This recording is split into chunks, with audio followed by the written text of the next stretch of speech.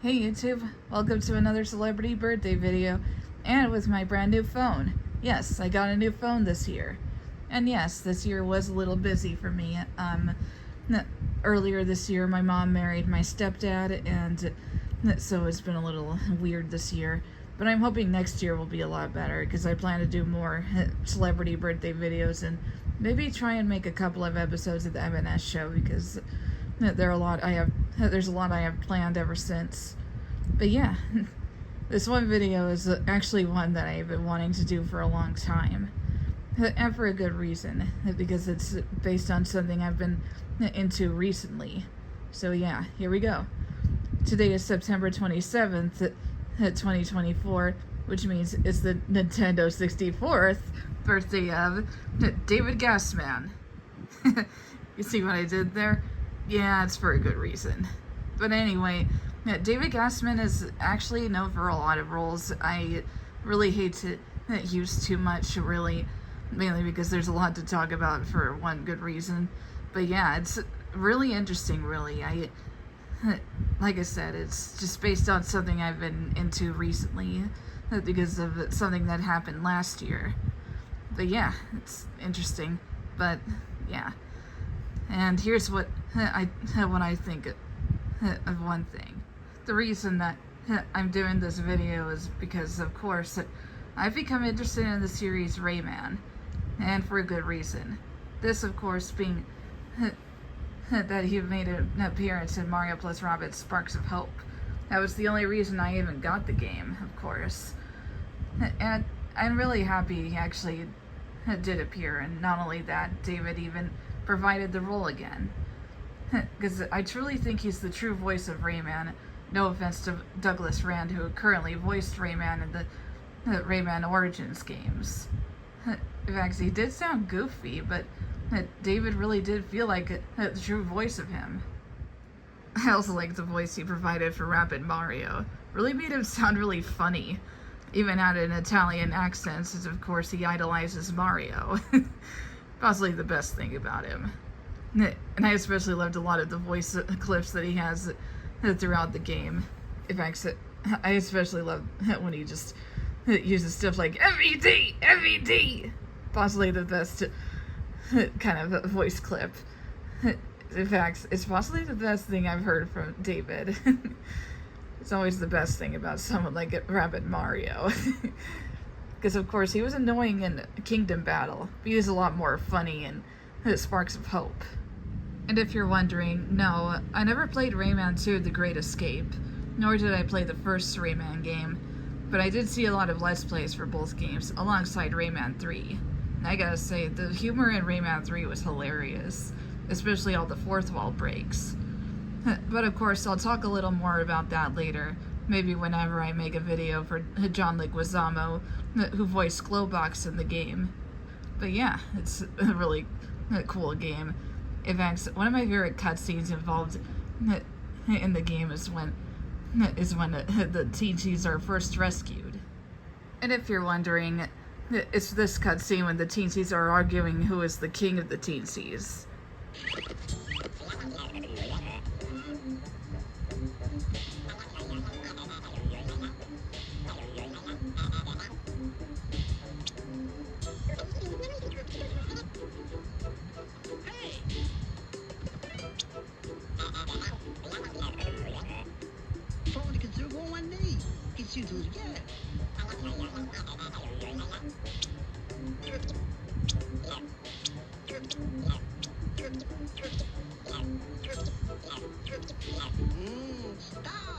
Yes, I was using the N64 version cutscene. Of course, it was used in the PC and Dreamcast versions, while it was a little different in the PlayStation versions due to the fact that it had full-on voice acting, which was the first time that Rayman was ever voiced by David. And here you're probably asking, but wait, was the gibberish done by David? No, it wasn't. Despite the fact that he was accredited on a lot of websites, it's actually not true. He actually voiced Rayman in the PlayStation version only, according to various gaming historians, especially since you could definitely hear a little bit of similarities between the gibberish and the actual English. The only difference is that, of course, the gibberish is a little more higher pitched than how David sounds as Rayman, where he sounds a little lower. An interesting fact about the gibberish, it was actually inspired by the gibberish that was used in Banjo-Kazooie. So, of course, Ubisoft used that as to not waste too much space on the game, which I thought was good. Really clever idea. But, of course, it was a really awesome idea. Plus, for the fact that both Banjo-Kazooie's creators, Rare, and, of course, Ubisoft are both European countries. The only difference is that they're from different parts of Europe. Rare is, of course, from the United Kingdom, while, of course, Ubisoft is from France. So they're a French company. I also prefer the N64 version because it's a console I played a lot ever since I was a little kid. I mean, of course, Michelle Lancel did say that it was more of a improvement when it came to the Dreamcast version, and I could definitely see why, because of a lot of good reasons. It's because there's an extra animation that wasn't used in the N64 or PC versions, let alone the PlayStation version. This, of course, being his grimace.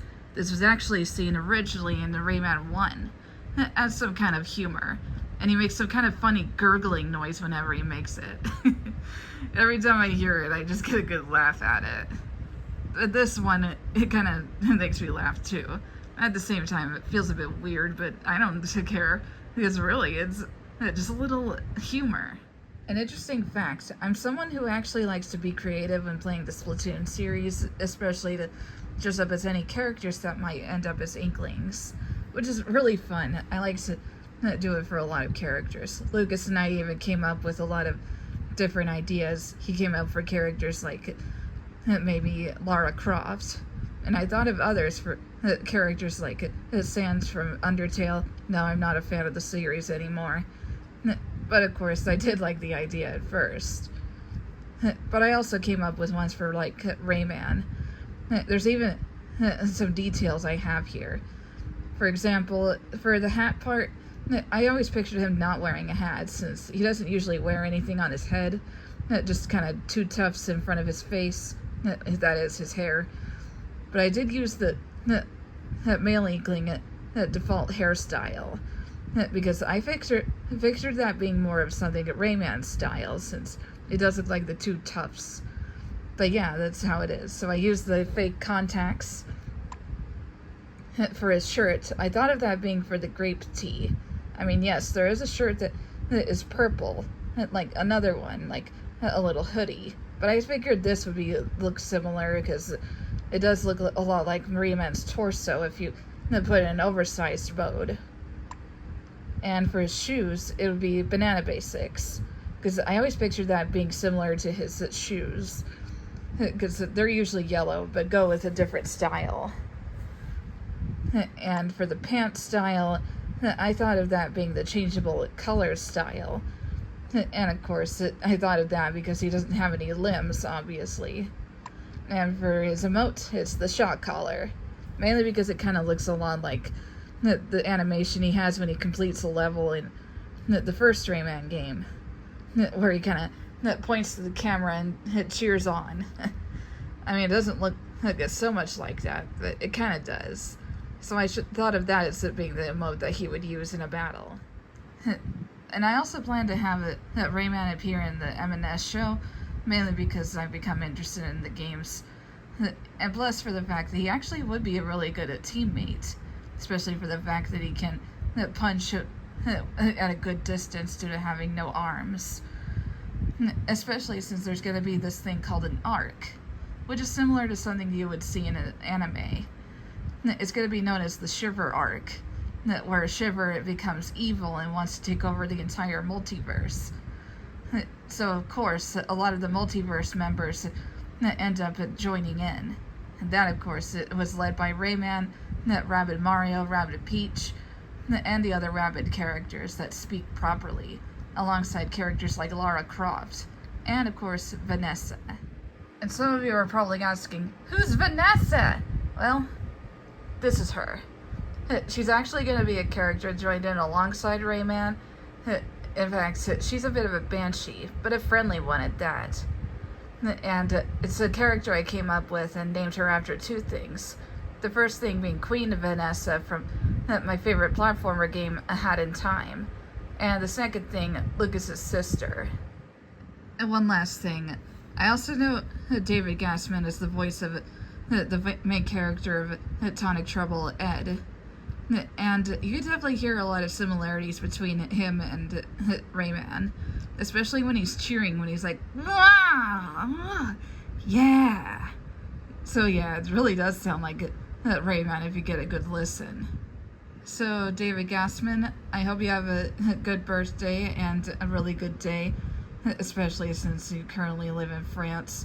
I'm definitely sure life is nice over there. But yeah, hope you have a wonderful day, and hopefully you'll continue on voicing Rayman. And here's one of my favorite lines from Rayman and Rayman 2, The Great Escape. Or in this case, Rayman Revolution, as I'm using more of his energetic voice. There's no shame in it being scared, you know. The warship and the pirates are very dangerous.